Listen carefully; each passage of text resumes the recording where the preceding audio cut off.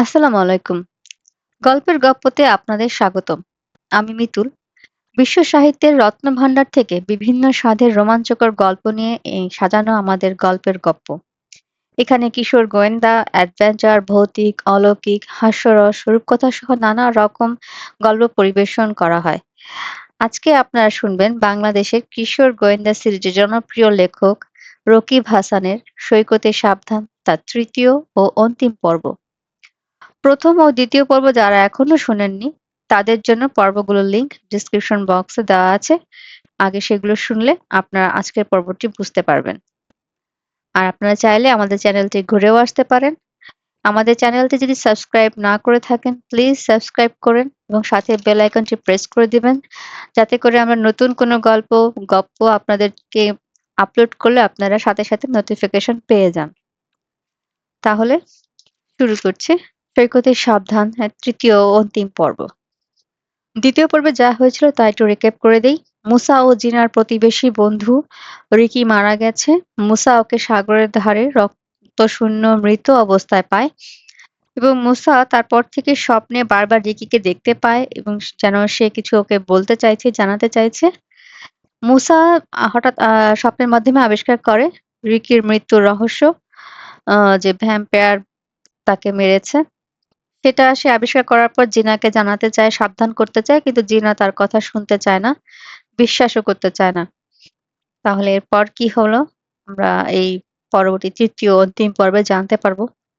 মুসা কি পারবে জিনাকে বাঁচাতে বা বোঝাতে যে সে কি বিশাল বড় বিপদের মধ্যে রয়েছে? তবে চলুন শুনে নেই সৈকতে সাবধানের তৃতীয় ও অন্তিম পর্ব। ক্যামেরা নিয়ে কোথায় যাচ্ছ? লিভিং রুম থেকে ডেকে জিজ্ঞেস করলেন মিস্টার রামান। দরজার কাছে দাঁড়িয়ে গেল মুসা। বলল, ও বাবা, তুমি? দেখিনি। খাপে ভরা ক্যামেরাটা কাঁধে ঝুলিয়ে ঘরের মধ্যে এগিয়ে এলো আবার। বলল, কখন এলে? মিস্টার আমান বললেন, এই তো। কিসের ছবি তুলতে যাচ্ছ? মিথ্যা কথা বলল মুসা। ভ্যাম্পায়ারের কথা বললে বাবাও হয়তো বিশ্বাস করবেন না। ১০১টা কথা বলা লাগবে বোঝানোর জন্য। অত সময় নেই। তাই মুসা বলল, রাতে সৈকতে অনেক পাখি পড়ে, দেখি তোলা যায় নাকি। হাতের পত্রিকাটা কোলের উপর নামিয়ে রাখলেন আমান। বললেন, পাখি? রাতের বেলা? কি পাখি? সিগাল ছাড়া আর তো কিছু দেখেছি বলে মনে পড়ে না। মুসা বলল, ওগুলোই তুলবো, এই নানা রকম কাণ্ড করে রাতের বেলা, এমন ভাবে তাড়া করে বেড়ায় একে অন্যকে। মিস্টার রহমান বললেন, কিন্তু তার জন্য তো মুভি ক্যামেরা দরকার। স্টিল ফটোগ্রাফে কি আর ধরা যাবে নাকি? মুসা বলল, মুভি আর পাবো কোথায় এখন, স্টিলই তুলবো। বাবার সঙ্গে মিথ্যা কথা বলতে খারাপ লাগছে মুসার, কিন্তু সত্যি বলার আপাতত কোনো পথও দেখতে পাচ্ছে না। জিনাকে বিশ্বাস করাতে পারেনি, টনিকে পারেনি, বাবাকেও পারবে বলে মনে হয় না। বিশ্বাস না করে যদি মাথায় গন্ডগোল হয়েছে ভেবে ওকে আটকে দিতে চান, জিনার মহা সর্বনাশ ঘটে যাবে। এত বড় ঝুঁকি এখন কিছুতেই নিতে পারবে না সে। মিস্টার রামান বললেন, ঠিক আছে, যা পারো তোলো গে, কিন্তু এটা ব্যবহার করার নিয়ম আছে কিছু, নইলে কিন্তু ছবি ভালো ওঠে না। দাঁড়াও, দেখিয়ে দিচ্ছি। পত্রিকা রেখে উঠে দাঁড়ালেন আমান। বললেন, এই দেখো, রাতের বেলা এটা দিয়ে ছবি তুলতে গেলে ফোকাসিং এর দিকে নজর রাখতে হয়। দেখি, দাও ঠিক করে দেই। কার্নিভালে যাওয়ার জন্য অস্থির হয়ে উঠেছে মোসা, কিন্তু বেশি তাড়াহুড়ো করলে সন্দেহ হবে বাবার। যা করতে চাইছে করুক। ধৈর্য ধরে দাঁড়িয়ে রইল সে। খাপ থেকে ক্যামেরাটা খুলে নিলেন আমান। কিভাবে সবচেয়ে ভালো ফোকাসিং হবে দেখিয়ে দিলেন। চোখের সামনে কোন ভাবে ধরে কিভাবে শাটার টিপতে হবে তাও বুঝিয়ে দিলেন। বাবাকে ধন্যবাদ দিয়ে গুড নাইট বলে বেরিয়ে গেল মুসা। কার্নিভালে গিয়ে পুরো একটা রোল ফিল্ম জিনা ও জনের উপর খরচ করার ইচ্ছে ওর। ও শুনেছে ভূতের ছবি উঠে না। প্রতিটি ছবিতেই যখন জিনা দেখবে ওর একলার ছবি আছে, আশেপাশের সবকিছুর ছবি আছে, কেবল জনেরই নেই, তখন মুসার কথা বিশ্বাস করতে বাধ্য হবে। জনকে ভ্যাম্পায়ার প্রমাণ করার এটাই একমাত্র পথ। অর্ধেক দৌড়ে অর্ধেক হেঁটে কার্নিভালে এসে পৌঁছল সে। শক্তিশালী স্পটলাইটের নিচে এসে দাঁড়ালো। আশেপাশের সমস্ত জায়গায় জিনা আর জনকে খুঁজতে লাগলো ওর চোখ।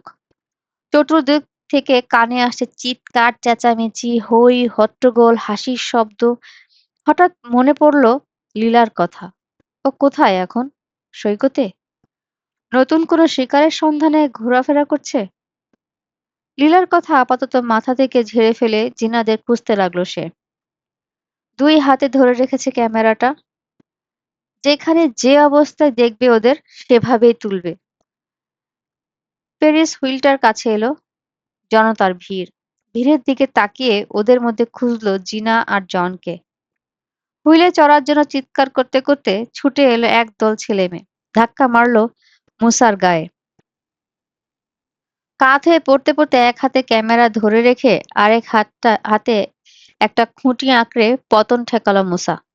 অল্পের জন্য মাটিতে পড়লো না ক্যামেরাটা। বিড়বিড় করে বলল, উফ, পাগল হয়ে গেছে এক্কেবারে। ক্যামেরা এভাবে হাতে রাখার সাহস পেল না আর। যে রকম উত্তেজিত হয়ে আছে ছেলেমেয়েগুলো, কখন কি ঘটিয়ে বসে ঠিক নেই। খাপে ভরল আবার। তবে ঢাকনাটা না লাগিয়ে খোলাই রাখলো। কয়েক মিনিটের মধ্যেই পেয়ে গেল জিনা আর জনকে। ফেরিস হুইলটার থেকে একটু দূরে হাত ধরাধরি করে হাঁটছে।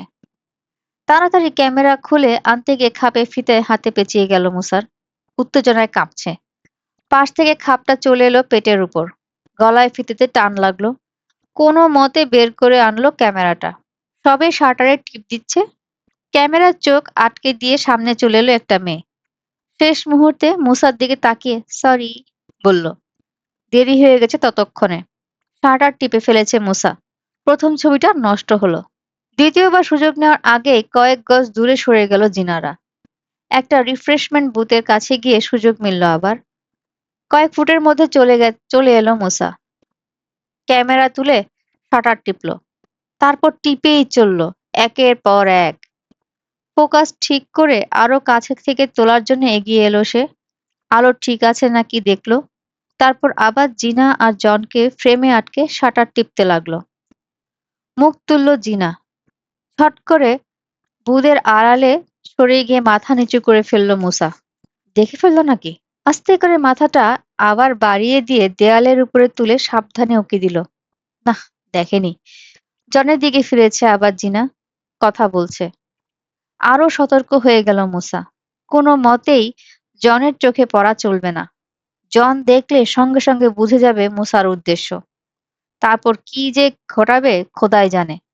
ভ্যাম্পায়ারদের ভয়াবহ ক্ষমতার কথা কল্পনা করে এত লোকজন আর আলোর মধ্যেও গায়ে কাঁটা দিয়ে উঠল ওর।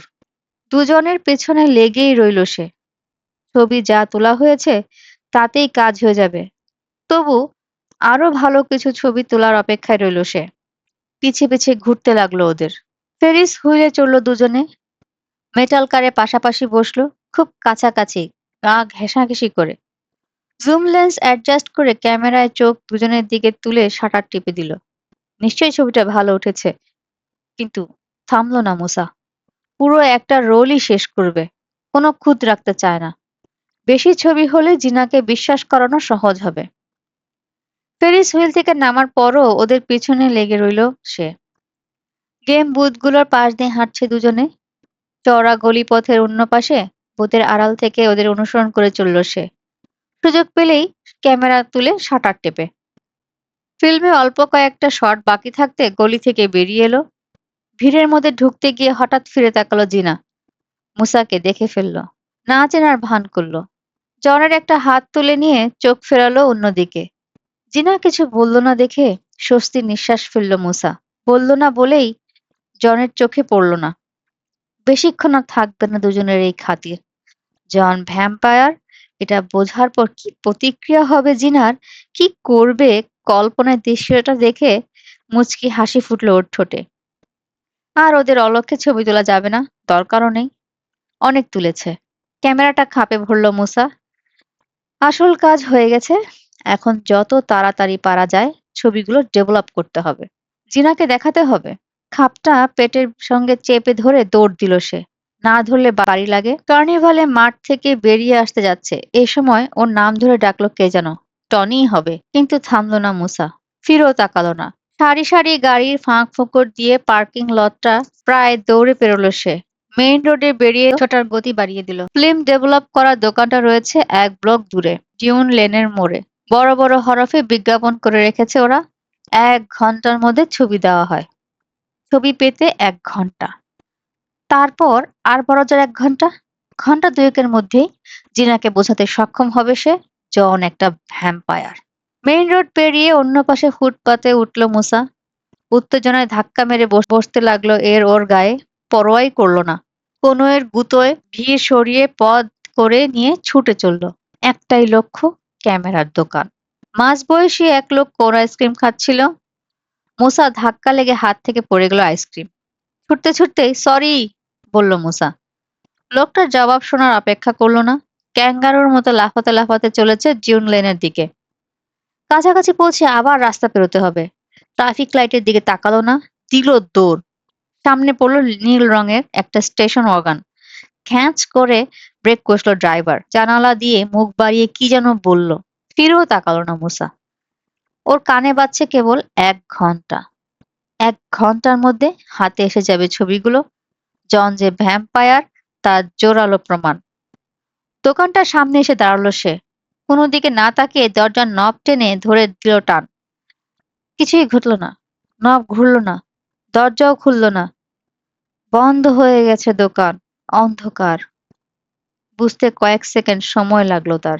পরদিন সকাল ৮টায় ঘড়ির অ্যালার্মের শব্দে ঘুম ভেঙে গেল মুসার। ভাঙার সঙ্গে সঙ্গে প্রথম কথাটাই মনে পড়ল, ফিল্ম ডেভেলপ করতে হবে। জিনাকে দেখাতে হবে। ভ্যাম্পায়ারের বিরুদ্ধে প্রমাণ। জিনাকে বাঁচাতে হবে। কাপড় পরে ঢকঢক করে ১ গ্লাস কমলার রস খেয়ে বাবা মা ঘুম থেকে ওঠার আগেই ঘর থেকে বেরিয়ে পড়ল সে। দৌড়ে চলল শহরের দিকে। একটা হাত প্যান্টের পকেটে ঢোকানো, শক্ত করে ধরে রেখেছে ফিল্ম ভরা প্লাস্টিকের কৌটা। রাতের বেলা কোনো এক সময় সাগর থেকে ভেসে এসেছে কুয়াশা, ছড়িয়ে পড়েছে ডাঙার উপর। তার মধ্য দিয়ে ছুটছে মুসা। শহরের কিনারে যখন পৌঁছলো, সামান্য হালকা হলো কুয়াশা। কিছু কিছু জায়গা থেকে সরেও গেল। তবে আকাশে মেঘ আছে, ধূসর, থমথমে হয়ে আছে। বাতাস ঠান্ডা। বাড়ি ঘরগুলোর ফাঁকে ফাঁকে কুয়াশা যেন আটকে রয়েছে। মেইন রোডে উঠল সে। এত সকালে লোকজন নেই। স্যান্ডি হলের অন্যান্য দোকানপাটের মতোই ছবি ডেভেলপের দোকানটা ১০টার আগে খোলে না। কি আর করবে? সময় কাটানোর জন্য নির্জন রাস্তার এই মাথা ও মাথায় পায়চারি শুরু করলো সে। হাতটা এখনো পকেটে। আঙ্গুলগুলো ধরে রেখেছে কৌটাটা। যেন ছাড়লেই পকেট থেকে পড়ে গিয়ে হারিয়ে যাবে মূল্যবান সূত্রগুলো। হাঁটার সময় ২-১ জন মানুষ দেখা গেল। প্রাতঃভ্রমণে বেরিয়েছে। উদ্ভ্রান্তের মতো ওকে রাস্তায় হেঁটে বেড়াতে দেখে কৌতূহলী চোখে তাকাতে লাগলো ওরা। ফিরেও তাকালো না সে।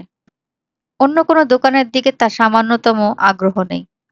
হাঁটছে, আর কয়েক মিনিট পর পরই হাত চোখের সামনে তুলে এনে ঘড়ি দেখছে।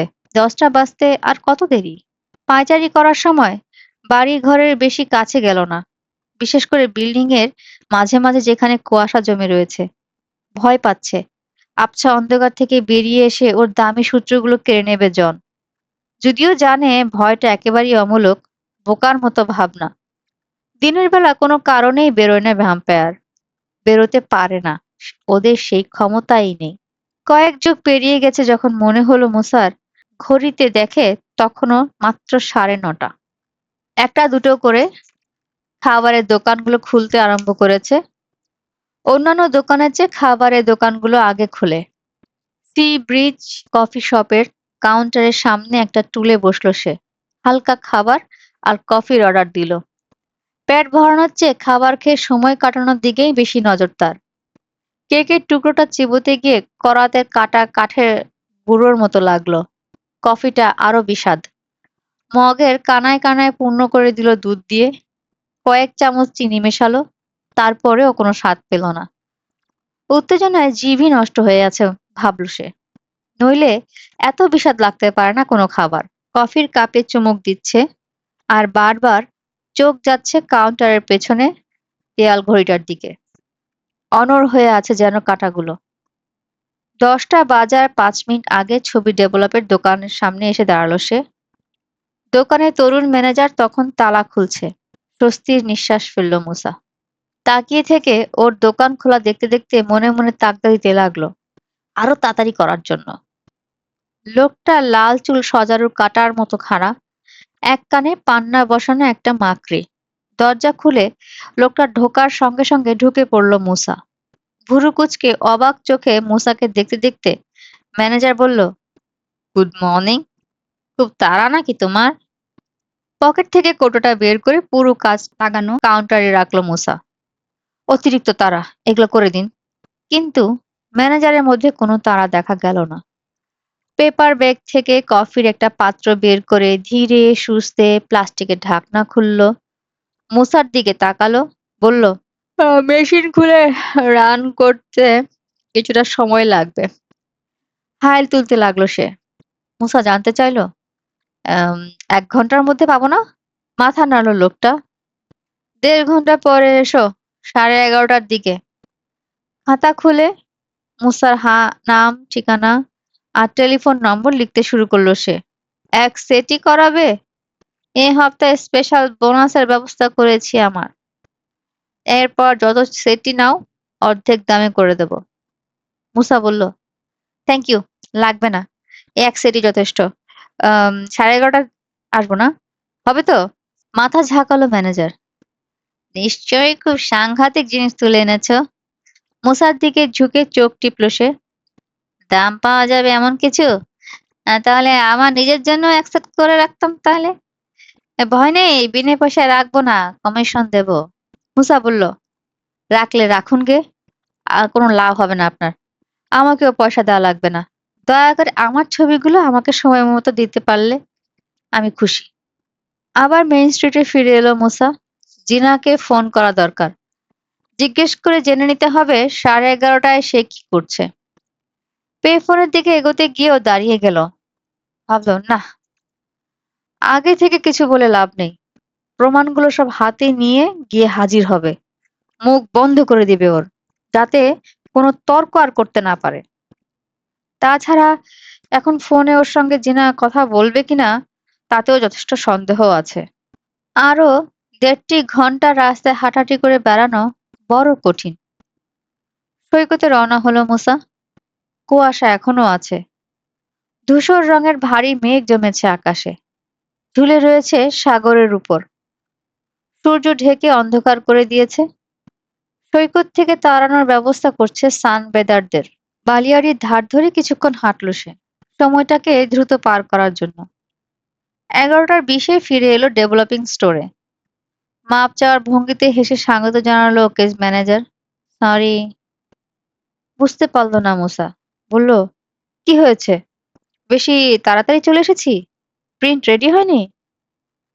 লাল চুলের মধ্যে আঙ্গুল ঢুকে জোরে জোরে চুলকাতে চুলকাতে ম্যানেজার বলল, না, হয়নি। তীক্ষ্ণ হয়ে উঠল মুসার কণ্ঠ। আরো সময় লাগবে? টিপ টিপ করে বাড়ি মারতে আরম্ভ করেছে হৃৎপিণ্ডটা। হাত উল্টে হতাশ ভঙ্গি করলো লোকটা। বলল, আমার কিছু করার ছিল না। ওই মেশিনটা নষ্ট হয়ে গেছে। গিয়ার নিউটন স্কোপে আমাদের অন্য একটা দোকানে ফোন করে দিয়েছি নতুন পার্টস দিয়ে যাওয়ার জন্য। মুসা বলল, কখন পাবেন? কাঁধ নাচিয়ে হতাশ ভঙ্গিতে ম্যানেজার বলল, এই সন্ধ্যা 7:30 পর্যন্ত দোকান খোলা থাকে। 0.5 ঘন্টা আগেই এসো, পেয়ে যাবে। পাশে রাখা একটা স্থানীয় খবরের কাগজ তুলে নিয়ে হেডলাইন পড়তে শুরু করলো সে। মুসা দাঁড়িয়ে আছে দেখে মুখ তুলে বলল, ঠিক 7টায় চলে এসো, চিন্তা নেই, হয়ে যাবে। কোনো মতে দিনটা পার করে দিল মুসা। সারা দিনে একবারের জন্য সূর্যের মুখ দেখা যায়নি। বিকেলে সামান্য পরিষ্কার হলো আকাশ। সাদাটে উজ্জ্বল আভা ছড়িয়ে পড়ল পশ্চিম আকাশে। কিন্তু বাতাস আগের মতোই কনকনে। দুপুরের পর কিছুক্ষণ ঘুমানোর চেষ্টা করেছিল সে। তন্দ্রা মতো এসেছিল। সেই সামান্য সময়ও দুঃস্বপ্ন দেখল। লীলা এসে রক্ত খাওয়ার চেষ্টা করলো তার। চমকে জেগে উঠল সে। ঘুমের মধ্যেও ধস্তাধস্তি করেছে। কিছুতেই রক্ত খেতে দেয়নি লীলাকে। দিনের চেয়ে বিকালের আলো খুব একটা কমল না, অতি সামান্য। কালচে ধূসর মন খারাপ করে দেওয়ার মত আলো। কোনো কিছুই ভালো লাগে না। মুসারও লাগলো না। বিছানা থেকে নেমে ভালো করে চোখে মুখে পানি দিয়ে এলো। পরিষ্কার একটা শার্ট পরলো। কেন করলো এসব জানে না। বোধহয় মন ভালো করার জন্য। মানিব্যাগে দেখে নিল টাকাটা আছে কিনা, ছবির বিল দিতে হবে কিনা। টাকা না পেলে আবার যদি ছবিগুলো আটকে দেয় ম্যানেজার। বেকার একটা দিন গেল। মেজাজই খারাপ হয়ে গেল ছবির দোকানের লোকটার উপর। আরো খারাপ হবে ছবিগুলো যেভাবে চেয়েছে সেভাবে না এলে। ছবিতে জনের ছবি না উঠলেই কেবল জিনাকে বোঝাতে পারবে তার সঙ্গে আর মেলামেশা না করার জন্য। 7টা বাজার কয়েক মিনিট আগেই দোকানে ঢুকলো মোসা। হাসি মুখে কাউন্টারের সামনে এসে দাঁড়ালো ম্যানেজার। এই যে এসে পড়েছ। কোনো ভূমিকার মধ্যে গেল না মুসা। বলল, হয়েছে?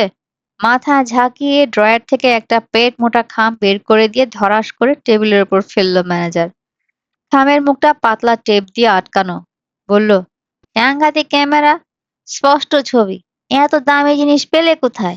অহেতুক কথা বলার মেজাজ নেই মুসার। বলল, আমার বাবার। বিল কত হয়েছে? কয়েক সেকেন্ড পর খামটা প্যান্টের পেছনের পকেটে নিয়ে ঝড়ের গতিতে দোকান থেকে বেরিয়ে এলো সে। কোনো দিকে না তাকিয়ে সোজা আর্কেডে ছুটল জিনাকে ফোন করার জন্য। 7টা বেজে কয়েক মিনিট। ভারী মেঘ থাকায় আকাশ অস্বাভাবিক অন্ধকার। জন নিশ্চয়ই কফিন ছেড়ে বেরিয়ে পড়েছে এতক্ষণে। ওর আগেই জিনার সঙ্গে দেখাটা করতে হবে তার, নইলে আজ রাতেও জিনাকে বের করে নিয়ে যাবে জন। তারপর হয়তো দেখা যাবে জিনার লাশও রিকির মতো সাগরের পানিতে ভাসছে। পে ফোন থেকে জিনার সঙ্গে যোগাযোগ করার চেষ্টা করলো মুসা। বারবার চেষ্টা করেও লাইন পেল না। জবাব দিল না কেউ। জিনাদের বাড়িতে লোক নেই। জিনা কোথায়? শহরে এসেছে? এলে কোন কোন জায়গায় যেতে পারে ভাবলো। খুঁজতে চলল তাকে। প্রথমে এলো শহরের দক্ষিণ প্রান্তে মুভি থিয়েটার। শো দেখার জন্য লাইন দিয়ে থাকা মানুষগুলো চেহারার দিকে তাকাতে লাগলো। জিনা নেই এখানে। ডিউন লেন পার হয়ে প্রিন্সেসে এলো এরপর। আইসক্রিম পার্লার কিংবা আর্কেডের কোনোখানেই জিনা নেই। কোথায় গেল? দোকানগুলোর ধার দিয়ে রাস্তার শেষ মাথার দিকে হেঁটে চলল মুসা। প্রতিটি রেস্টুরেন্ট, কাপড়ের দোকান, কসমেটিক্সের দোকানে উকি দিল। জোড়ায় জোড়ায় হাঁটছে যেসব ছেলে মেয়ে, সবার কাছাকাছি এসে চেহারার দিকে তাকালো। কিন্তু নেই। জিনা, কোথায় তুমি? প্রায় 1 ঘন্টা ধরে শহরের দোকানপাট অলিগলি সবখানে চষে বেড়ালো মুসা। ঘড়ি দেখলো 8টা 15। পকেটে হাত দিয়ে খামটার অস্তিত্ব অনুভব করলো একবার। আছে। সৈকতে রওনা হলো সে। সি ব্রিজ রোড ধরে প্রায় ছুটতে ছুটতে চলল। গালে লাগছে সাগরের বাতাস। উত্তেজনায় টান টান হয়ে গেছে স্নায়ু। শক্ত করে দিয়েছে শরীরের পেশিকে। থেকে থেকে পেটে খামচি ধরা একটা অনুভূতি তৈরি হচ্ছে। ঠান্ডা ঘামের ধারা বইছে গাল বেয়ে। কয়েক মণ ওজন লাগছে পা দুটোকে। লাগুক, জিনাকে খুঁজে বের না করে থামবে না।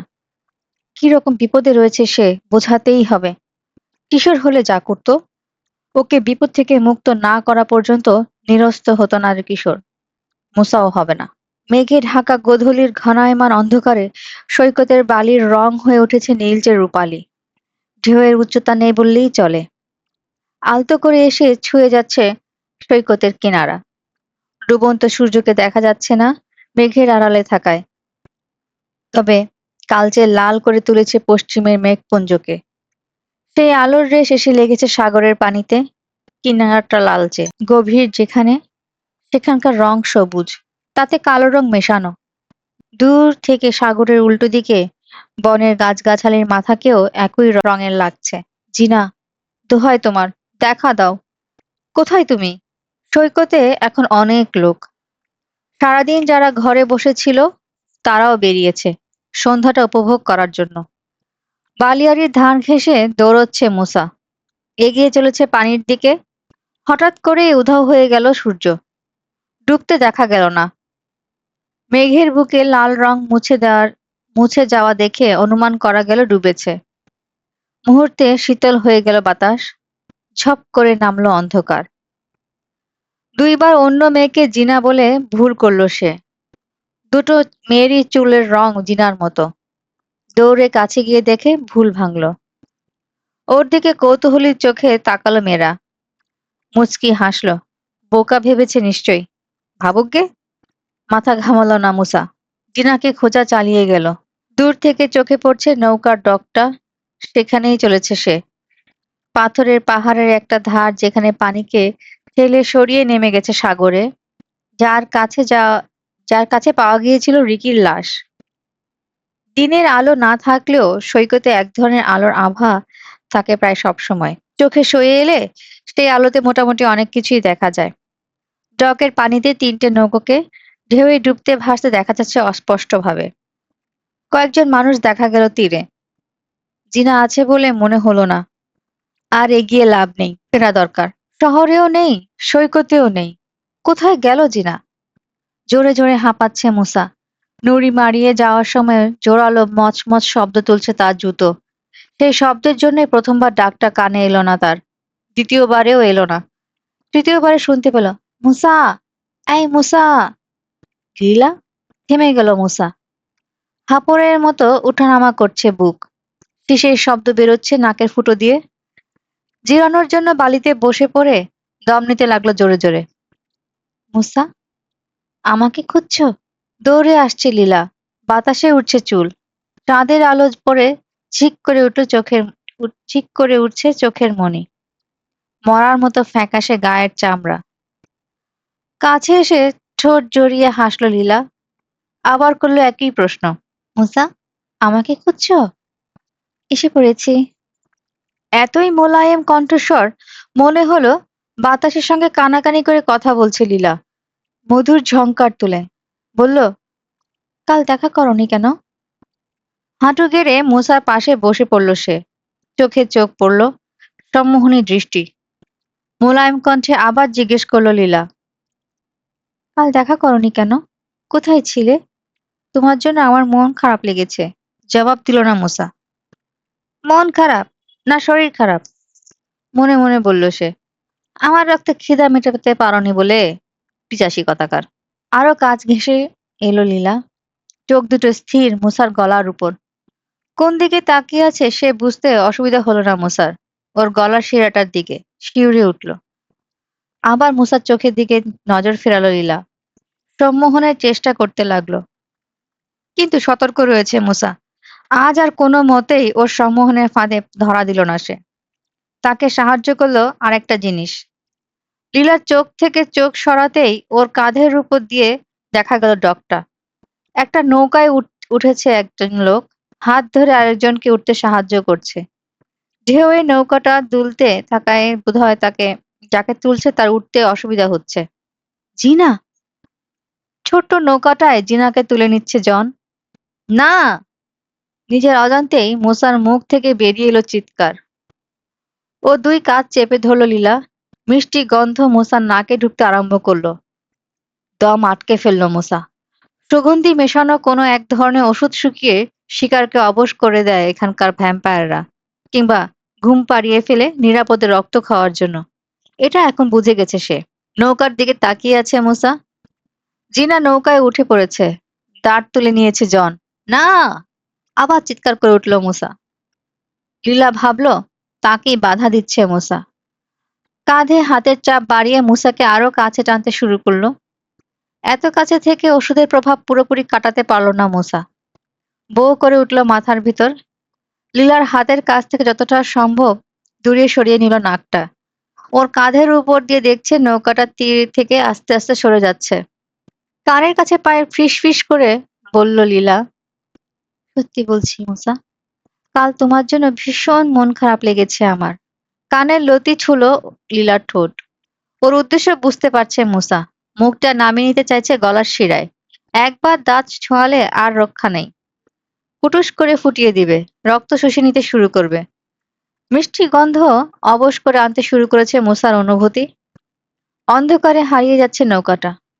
ছোট্ট দ্বীপটার দিকে চলেছে, যেখানে অসংখ্য লক্ষ বাদুড়ের বাস, যেটাতে ভ্যাম্পায়ারের বাস। চলে যাচ্ছে জিনা। নিয়ে যাচ্ছে ওকে জন। দূরে, বহু দূরে, চিরকালের জন্য। কিছু করতে না পারলে মুসা নিজেকেও হারিয়ে ফেলবে চিরকালের জন্য। এদিকে ভ্যাম্পায়ার, ওদিকেও ভ্যাম্পায়ার। মনে মনে আল্লাহকে ডাকতে আরম্ভ করলো মুসা। বাঁচতে চাইলে এখনই কিছু করা দরকার, নইলে শেষ করে দেবে ওকে লীলা। ধাক্কা দিয়ে লীলাকে সরিয়ে দিল সে। ফাঁক হয়ে গেছে লীলার ঠোঁট। সদন্ত দুটো চিকচিক করছে রাতের আলোয়। ধক ধক করে জ্বলছে দুই চোখ, তাতে রাজ্যের লালসা। অবাক লীলাকে আরেকবার ধাক্কায় বালিতে ফেলে লাফ দিয়ে উঠে দাঁড়ালো মুসা। মুসা, শুনো, দাঁড়াও মুসা, বলল লীলা। ততক্ষণে ডকের দিকে দৌড় দিয়েছে মুসা। সরে যাচ্ছে লীলার সম্মোহনী দৃষ্টির মায়াজাল থেকে, মারাত্মক সুগন্ধির কাছ থেকে দূরে। বালিতে নুড়িতে পিছলে যেতে লাগলো জুতো। মচমচ শব্দ। যতই দৌড়ালো কেটে যেতে লাগলো মাথার ঘোলাটে ভাবটা। দেখতে পাচ্ছে বোট হাউসের কাছে বাঁধা দুটো নৌকা দোল খাচ্ছে ঢেউয়ে। পেছনের পকেট থেকে খামটা পড়ে গেল বালিতে। ফিরেও তাকালো না মুসা। তোলার চেষ্টাও করলো না। ওগুলো এখন অর্থহীন। একাকী জিনার দেখা পাবেও না আর। ছবি দেখিয়ে তাকে বোঝানোরও সময় নেই। ভ্যাম্পায়ারে ধরে নিয়ে যাচ্ছে ওকে। ওদের ভয়ঙ্কর আস্তানায় ঠেকানো দরকার। ডকের কাছে আসার আগে গতি কমালো না মুসা। মুখের কাছে হাত জোর করে চেঁচিয়ে ডাকলো, জিনা, জিনা বলে। তার ডাকে সাড়া দিল না জিনা। ফিরে তাকালো না। সরে যাচ্ছে নৌকাটা। সাগরের পানিতে পড়া চাঁদের ঝিলমিলে ভুতুড়ে আলোতে এগিয়ে যাচ্ছে অন্ধকার দ্বীপটার দিকে। অস্পষ্ট হয়ে আসছে ক্রমে। বনে ঢাকা দ্বীপ, বাদুড়ে বোঝাই দ্বীপ, ভ্যাম্পায়ারের দ্বীপ। ওহ খোদা! কোকিয়ে উঠল মুসা। বলল, বড্ড দেরি করে ফেললাম, অনেক দেরি। সমস্ত রাগ গিয়ে পড়ল লীলার উপর। ওকে দেরি করিয়ে দেওয়ার জন্য সেই দায়ী। প্রচন্ড রাগে ভয় ডর সব গায়েব হয়ে গেছে মুসার। দাঁতে দাঁত চেপে বলল, তোমার ব্যবস্থা পরে করবো আমি শয়তানি। আগে ওই বদমাসটার একটা ব্যবস্থা করি। একটা নৌকার বাঁধন খুলতে কয়েক সেকেন্ডের বেশি লাগলো না মুসার।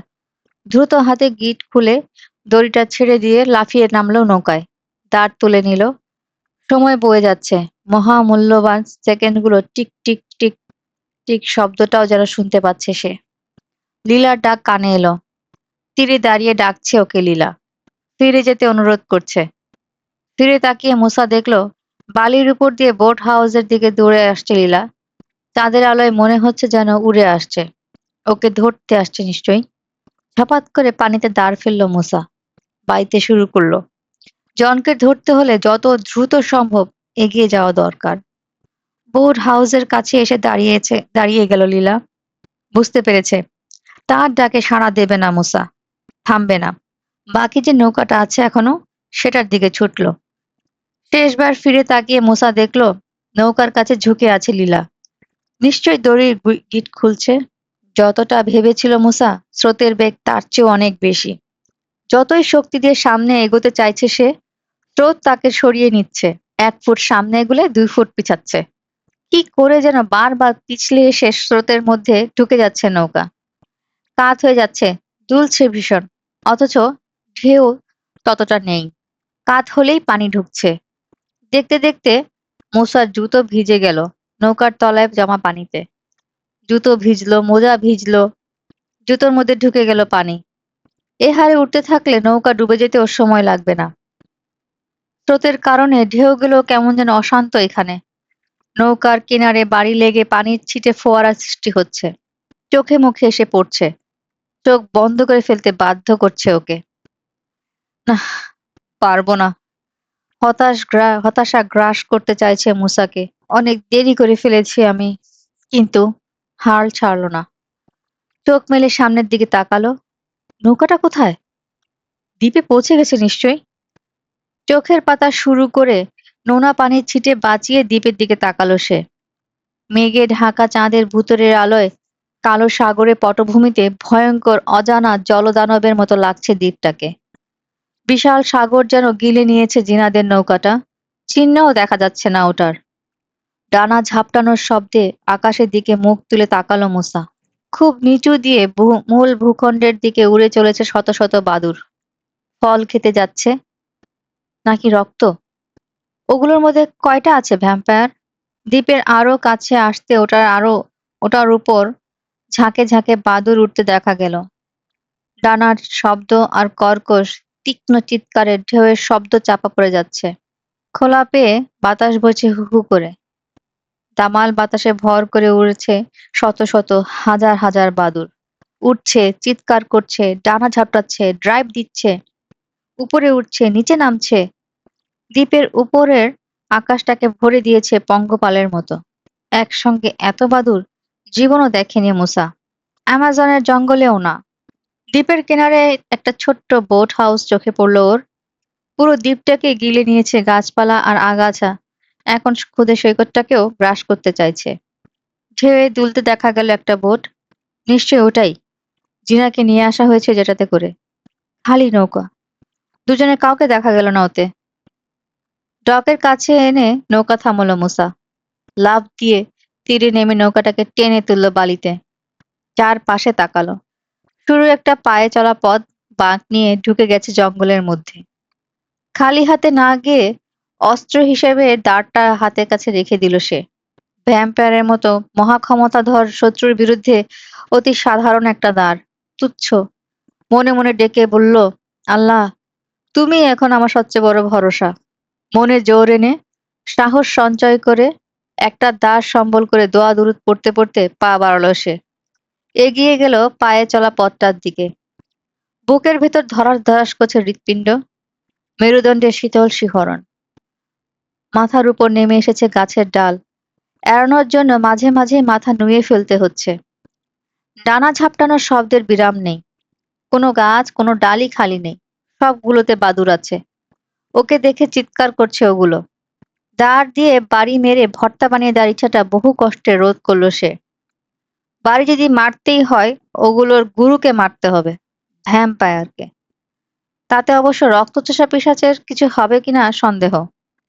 ব্রাম স্টকারের ড্রাকুলার পড়েছে, ছবিও দেখেছে, জেনেছে ভ্যাম্পায়ার মারতে হলে হৃৎপিণ্ডে কাঠের কিলক ঢুকিয়ে দিতে হয়। কথাটা মনে পড়তেই আরেকটা বুদ্ধি মাথায় এলো চট করে। হাতের দাঁতটাও কাঠের। মাথাটা যদি চোখা করে নেওয়া যায়, কিন্তু ছুরি পাবে কোথায়? হাত দিয়ে ছুঁয়ে দেখলো দাঁড়ের মাথা মোটামুটি চোখাই আছে। প্রচন্ড শক্তিতে খোঁচা মারলে হয়তো বসিয়ে দেওয়া যাবে পিশাচের বুকে। কিন্তু সেটা দিনের বেলায় সম্ভব। কফিনে যখন শুয়ে থাকে ওরা, আধো ঘুম আধো জাগরণের মধ্যে থাকে। এখন রাতে পূর্ণ জাগরণের মধ্যে অসম্ভব। মনকে হাত নেড়ে ভাবনাটা দূর করে দিল সে। এত সব যুক্তির কথা ভাবতে গেলে কোনো কাজই হবে না। পিছিয়ে যেতে হবে। সব সময় এখন আল্লাহ রসুলের কথাই কেবল মনে রাখা দরকার। তাহলে কোনো প্রেতের ক্ষমতাই হবে না তার ধারে কাছে ঘেঁষে। পথের শেষ মাথায় নিচু চালাওয়ালা কাঠের তৈরি একটা বিচ হাউস। অন্ধকার। কাছে এসে দেখা গেল কোনো জানালায় একটা কাচও নেই। চালার উপর পাক খেয়ে খেয়ে উঠছে বাদুড়ের ঝাঁক। একটা বাদুড় খোলা জানালা দিয়ে বেরিয়ে এসে মুসার গায়ে ধাক্কা খেতে খেতে সাঁই করে পাশ কেটে সরে গেল। তীক্ষ্ণ একটা দাগ ছেড়ে ঝাঁপিয়ে পড়ল ঝোপের মধ্যে। দাঁড়টা দুহাতে শক্ত করে চেপে ধরে জানালার দিকে ভেতরে উকি দিল মুসা। ঘুটঘুটে অন্ধকার। কিছুই দেখা গেল না। ওর মনে হলো জিনাকে নিয়ে এর মধ্যেই ঢুকেছে জন। এই বাড়িটাই ভ্যাম্পায়ারের আস্তানা। দ্বিধা করলো একবার। তারপর যা আছে কপালে ভেবে দাঁড়ের মাথার উপর ভর রেখে লাফ দিয়ে উঠে বসলো জানালার চৌকাঠে। পা রাখলো ভিতরে। সব কটা জানালা খোলা থাকা পরেও ভিতরে কেমন ভাবসা গন্ধ। ছত্রাকের গন্ধে ভারী হয়ে আছে বাতাস। আরো একটা বোটকা গন্ধ আছে, বনো জানোয়ারের। নাকি শুকনো হাড়গোড়। ভাবতে চাইলো না আর। দম আটকে রেখে লাভ নেই, কতক্ষণ রাখবে? তার চেয়ে এই বিশ্রী গন্ধযুক্ত বাতাসে দম নিয়ে পরিস্থিতির সঙ্গে মানিয়ে নেওয়া ভালো। তাতে চলাফেরা সহজ হবে। অন্ধকার চোখে সরানোর জন্য দাঁড়িয়ে রইল সে, স্থির। কানে আসছে বাইরে একটানা ডানা ঝাপটানোর শব্দ। ধীরে ধীরে চোখের সামনে ফুটে উঠেছে ঘরটার অবয়ব। লম্বা, সরু একটা ঘর। বেডরুম। কিন্তু খাট বা বিছানা নেই। কোনো কিছু স্পষ্ট নয়। আলো না হলে দেখা যাবে না। হঠাৎ মনে পড়ল রিকির লাইটারটার কথা। পকেটে হাত দিয়ে দেখলো আছে। বের করে আনলো তাড়াতাড়ি। কাপা আলোয় দেখতে পেল জিনাকে। একদিকে দেয়ালের ধার ঘেঁষে বসানো একটা বড় আর্ম চেয়ারে নেতিয়ে আছে। গদি মোড়া একটা বিরাট হাতলে মাথাটা পড়ে আছে। মরে গেছে ও? মুসার প্রথম ভাবনাটাই হলো এটা। মেরে ফেলা হয়েছে ওকে। ভালো মতো দেখার জন্য এগিয়ে গেল সে। জিনার হাতে হাত রাখলো। গরম, ঠান্ডা হয়নি এখনো।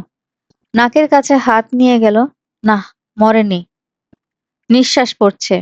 জানালার কাছে দাপাদাপি শুরু করলো কয়েকটা বাদুড়। আরো আসতে লাগলো। প্রায় ঢেকে দিল জানালাটা।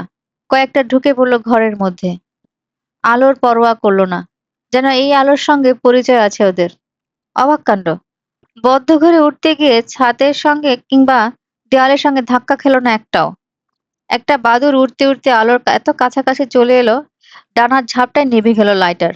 ফস করে টিপে আবার জ্বালালো মূসা। মেঝেতে রাখা একটা হারিকেন চোখে পড়ল। পুরনো, তবে মরচে পড়া নয়। বেশ ঘষে মেজে রাখা হয়েছে। হারিকেনটা তুলে আরো অবাক হলো। তেল ভরা। আশ্চর্য! ভ্যাম্পায়ারদের আলো দরকার হয় নাকি? হারিকেনও ব্যবহার করে। মনে পড়ল কাউন্ট ড্রাকুলার দুর্গে প্রচুর লণ্ঠন ছিল। তবে সেগুলো ব্যবহারের প্রয়োজন পড়তো না কাউন্টের। মেহমান এলে তাদেরকে জেলে দিত। হারিকেন নিয়ে মাথা ঘামালো না আর। বাদুড়ের দিকেও নজর দেওয়ার এখন সময় নেই। জিনা বেঁচে আছে, ওকে বের করে নিয়ে যাওয়া দরকার। হারিকেন ধরিয়ে লাইটারটা পকেটে রেখে দিল সে। দেখতে লাগলো ঘরে কি কি আছে। জানালা থেকে দূরে দেয়াল ঘেঁষে রাখা একটা জিনিস চোখে পড়ল। চিনতে সময় লাগলো না। খাইছে! কেঁপে উঠল মূসা। কফিন! ডালা নামানো! জন নিশ্চয়ই ওই কফিনে ঢুকে শুয়ে আছে। আঙ্গুলগুলো আরো শক্ত হয়ে চেপে বসলো দাঁড়ের গায়ে। বেশিক্ষণ ঘরে থাকলো না বাদুড়গুলো। বেরিয়ে গেল। ঝটাপটি শব্দ বন্ধ হলো। তবে আবার আসবে ওরা, বুঝতে পারছে মূসা। যে কোনো সময় ঝাঁক বেঁধে এসে ঘরে ঢুকবে। এখানে বাদুড়ের নিত্য আসা যাওয়া, আচরণেই বোঝা যায়। আলফ্রেড হিচককের বার্ড ছবিটার কথা মনে পড়ল। ছবির পাখিগুলোর মতো খেপে গিয়ে বাদুড়রা যদি একযোগে এসে এখন আক্রমণ করে ওকে, ছিন্নভিন্ন করতে সময় লাগবে না। ওগুলোর মধ্যে জলাতঙ্ক রোগের জীবাণু বহন করছে এমন বাদুড়ও থাকতে পারে। উদ্ভট ভাবনাগুলো জোর করে মন থেকে তাড়িয়ে দিয়ে জিনার দিকে ঘুরল সে। কানের কাছে মুখ নিয়ে ফিসফিস করে ডাকলো, জিনা, জিনা। গলা কাঁপছে ওর। জিনার কাঁধ চেপে ঝাঁকি দিয়ে কণ্ঠস্বর আরেকটু চড়িয়ে আবার ডাকলো, জিনা, ওঠো। এই জিনা। শিহরণ বয়ে গেল জিনার শরীরে, কিন্তু চোখ মেলল না। জিনা। আরো জোরে কাঁধ ধরে নাড়া দিল মূসা। আবার শিহরণ বইল জিনার শরীরে, কিন্তু মাথা তুলল না। দুই হাতে ওর মাথাটা চেপে ধরে সোজা করলো মূসা। চোখের পাপড়ি ধরে পাতা খোলার চেষ্টা করলো। জিনা, ওঠো, উঠে পড়ো। ভয়ে কণ্ঠ রুদ্ধ হয়ে আসতে চাইছে মূসার। এই জিনা, প্লিজ, বেরিয়ে যেতে হবে এখান থেকে। নড়ে উঠল জিনা। ভরসা পেয়ে আরো জোরে ঝাঁকাতে লাগলো মূসা। অবশেষে চোখ মেলল জিনা। গুঙিয়ে উঠল, কে? আমি, জিনা, আমি, মূসা। জলদি উঠো, পালাতে হবে। পেছনে কারোর উপস্থিতি টের পাওয়া গেল। ঝট করে ঘুরে গেল মূসা। জন। ঠোঁট ফাঁক করে সদন্ত বের করে জানোয়ারের নখের মতো আঙ্গুল বাঁকিয়ে মূসার গলা টিপে ধরতে ছুটে এলো সে। গলা চিরে বুনো চিৎকার বেরিয়ে এলো মূসার। নিজের কণ্ঠস্বর নিজেই চিনতে পারল না। ঘরের দেয়ালে দেয়ালে প্রতিধ্বনিত হলো সে শব্দ। বাইরে বাদুড়ের কলরব বেড়ে গেল। ক্ষণিকের জন্য থমকে গেল জন। পরক্ষণে আবার আঙ্গুল বাঁকা করে এগিয়ে এলো মূসার দিকে। চকচক করছে ওর বড় বড় সদন্ত। জলজান্ত ভ্যাম্পায়ারকে চোখের সামনে দেখে আতঙ্কে দিশেহারা হয়ে গেছে মূসা। ভাবনার সময় নেই, পরিকল্পনার সময় নেই। দাঁড়টা তুলে ধরল। চোখা দিকটা জনের দিক করে। এগিয়ে আসছে জন। সামনে ছুটে গেল মূসা। কোনোভাবে যাতে মিস না হয়, একবারই ঢুকে দিতে পারে জনের বুকে, সেভাবে দাঁড়টা ঠেলে দিল সামনের দিকে। ধ্যাপ করে জনের বুকে লাগলো দাঁড়ের মাথা। পাঁজরের হাড় ভাঙার বিশ্রী শব্দ হলো। গলা চিরে বেরিয়ে এলো বিকট চিৎকার। দাঁড়টা ওর বুকে ঢুকেনি। ঢোকানোর জন্য টান দিয়ে পিছিয়ে এনে আবার ঠেলা দিতে যাবে মূসা। এই সময় দেখলো তার আর প্রয়োজন নেই। হাঁটু ভাঁজ হয়ে পড়ে যাচ্ছে জন। গড়িয়ে পড়ল মেঝেতে। এত সহজে ভ্যাম্পায়ারকে কাবু করতে করতে পেরে বিমূঢ় হয়ে গেল মূসা। চিৎকার করার জন্য মুখ খুলেছে। মুখে এসে বসলো একটা বড় মথ। থাবা দিয়ে ওটাকে সরাতেই কানে এলো জিনার চিৎকার, মূসা, মূসা, বাঁচাও, আমাকে মেরে ফেললো। চরকির মতো পা খেয়ে ঘুরে গেল মূসা। লীলার সঙ্গে ধস্তাধস্তি করছে জিনা। এত তাড়াতাড়ি হাজির হয়ে গেল। বোট হাউসের তৃতীয় নৌকাটার কথা মনে পড়ল মূসার। দাঁড় হাতে লীলাকে গুঁতো মারার জন্য এগোতে যাবে, এই সময় সাঁড়াশির মতো পা চেপে ধরল শক্ত, শীতল কয়েকটা আঙ্গুল। মরেনি জন। এত সহজে মরে না ভ্যাম্পায়ার। লাথি মেরে পা ছাড়ানোর চেষ্টা করে ব্যর্থ হয়ে আবার দাঁড়টা তুলল মূসা। উত্তেজনা আতঙ্কে গুঁতো মারার কথা ভুলে গায়ের জোরে বাড়ি মারল জনের মাথা সই করে। ঢিল হয়ে গেল আঙ্গুলের চাপ। পাটা ছাড়িয়ে নিল মূসা। আবার বাড়ি মারল জনকে সই করে। তাড়াহুড়োয় জায়গা মতো না লেগে অর্ধেকটা লাগলো মেঝেতে। ভেঙে দুটুকরো হয়ে গেল দাঁড়। ভালোই হলো। ভাঙা দিকটা বর্ষার ফলার মতো চোখা। সেটা বাগিয়ে ধরে লীলার বুকে বসিয়ে দেওয়ার জন্য ছুটে চলল। মূসাকে আসতে দেখে অস্বাভাবিক ক্ষিপ্রতায় লাফ দিয়ে সরে গেল লীলা। শেষ মুহূর্তে যেন ব্রেক কষে দাঁড়ালো মূসা। সামলাতে না পারলে দাঁড়টা লাগতো জিনার গায়ে। ওর পেটে ঢুকে যেত। ঘুরে দাঁড়ালো আবার মূসা। লীলাকে সই করে দাঁড় তুলে ছুটল। আবার সরে গেল লীলা। নেচে উঠল আলোটা। কেন দেখার জন্য ফিরে তাকানোর সময় নেই। মূসার নজর লীলার উপর। গুঁতোটা এড়াতে পারল না এবার আর লীলা। তবে ঠিক মতো লাগলো না। যেখানে লাগাতে চেয়েছিল মূসা, তার সামান্য ডানে লাগলো, হৃৎপিণ্ডে নয়। আর্তনাদ করে বুক চেপে ধরে জনের পাশে পড়ে গেল লীলা। গুঙাতে লাগলো। ওই সামান্য আঘাতে মরবে না। ঘাড়ের পাশে বাড়ি মারল মূসা। নড়াচড়া বন্ধ হয়ে গেল লীলার। জিনা, জলদি চলো বলে ওর দিকে ঘুরে দেখলো হারিকেনটা হাতে নিয়ে দাঁড়িয়ে আছে জিনা। চোখে অদ্ভুত দৃষ্টি। এগিয়ে যেতে শুরু করলো মেঝে পড়ে থাকা দুই ভ্যাম্পায়ারের দিকে। মূসা বলল, কি করছো? বিড়বিড় করে জবাব দিল জিনা। আগুনে নাকি ধ্বংস হয়ে যায় ভ্যাম্পায়ার। হতবুদ্ধি হয়ে দাঁড়িয়ে আছে মূসা। কি করবে বুঝতে পারছে না। ভ্যাম্পায়ারের ধ্বংস সেও চায়। একটু আগে দাঁড় দিয়ে গুঁতো মেরে তাই করতে চেয়েছিল। দুজনের গায়ে তেল ঢেলে দিল জিনা। মূসাকে জানালার দিকে যেতে বলে নিজেও পিছাতে শুরু করলো। দাঁড়িয়ে গেল জানালার কাছে এসে। একটা মুহূর্ত তাকিয়ে রইল পড়ে থাকা দুই ভ্যাম্পায়ারের দিকে। নড়তে শুরু করেছে লীলা। মরেনি। বেহুঁশ হয়েছিল। দুজনকে সই করে জ্বলন্ত হ্যারিকেনটা ছুঁড়ে মারল জিনা। কি ঘটে দেখার জন্য অপেক্ষা করতে চাইল না মূসা। তাড়াতাড়ি জিনাকে নিয়ে বাইরে বেরিয়ে এলো। আগুনে সত্যি সত্যি ধ্বংস হবে কিনা ভ্যাম্পায়ার নিশ্চিত নয় সে। হলে তো ভালো। নইলে ওরা আবার জেগে ওঠার আগেই পালাতে হবে দ্বীপ থেকে। বুনো পথ দিয়ে ছুটতে ছুটতে সৈকতে এসে পড়ল দুজনে। তিনটে ডিঙ্গি এখন ঘাটে বাঁধা। যেটাতে করে এসেছিল মূসা, সেটাতে দাঁড় নেই। জন যেটাই করে জিনাকে নিয়ে এসেছিল সেটাতেই উঠল। তাড়াতাড়ি দাঁড় বেয়ে সরে যেতে শুরু করলো দ্বীপের কাছ থেকে।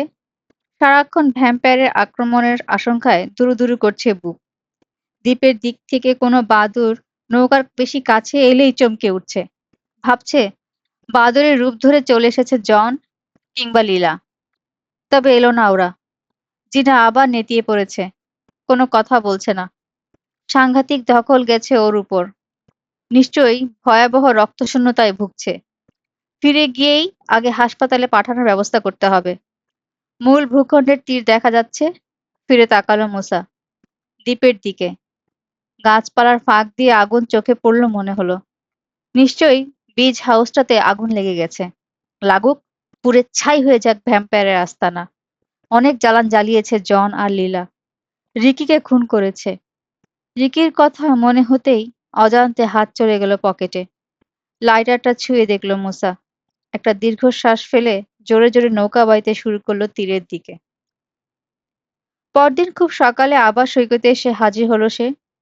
দৌড়ে চলল বোট হাউসটার দিকে। ছবির খামটা পড়ে গিয়েছিল ওখানে। প্রচন্ড এক কৌতূহল টেনে নিয়ে চলেছে ওকে। ছবিগুলো দেখতে চায়। দেখবে জনের ছবি সত্যি উঠেছে কিনা। আগের রাতে সে যাবার পর আর বোধহয় কেউ আসেনি এদিকে। খামটা বালিতে পড়ে আছে, শিশিরে ভেজা। উবু হয়ে তুলে নিল। টান দিয়ে মুখ ছিঁড়ে বের করলো একটা ছবি। প্রথমেই বেরোলো সেই ছবিটা। ফেরিস হুইলের মেটাল কারে পাশাপাশি বসা জন আর জিনার ছবি। স্পষ্ট উঠেছে। বরং বলা যায় জিনার চেয়ে জনের ছবিটা আরো স্পষ্ট। হতভাগ হয়ে গেল মূসা। তাড়াতাড়ি বাকি সবগুলো ছবি বের করে দেখতে লাগলো। কোনোটাতেই বাদ পড়েনি জন। সবগুলোতে আছে। এর মানে কি? ভ্যাম্পায়ার বিশেষজ্ঞদের তথ্য কি তবে ভুল? পিশাচেরও ছবি ওঠে? মনের মধ্যে খুঁতখুঁত করতে লাগলো ওর। জিনাকে বাঁচানো গেছে বটে, হয়তো জন আর লীলাও ধ্বংস হয়েছে, কিন্তু এই ভ্যাম্পায়ারের রহস্যের সমাধান এখনো হয়নি। সমূলে ওদের ধ্বংস করতে হবে। সেটা করা তার একার পক্ষে সম্ভব নয়। মাথা ঘামানোর কাজগুলো তাকে দিয়ে হবে না। কিশোরের সাহায্য দরকার।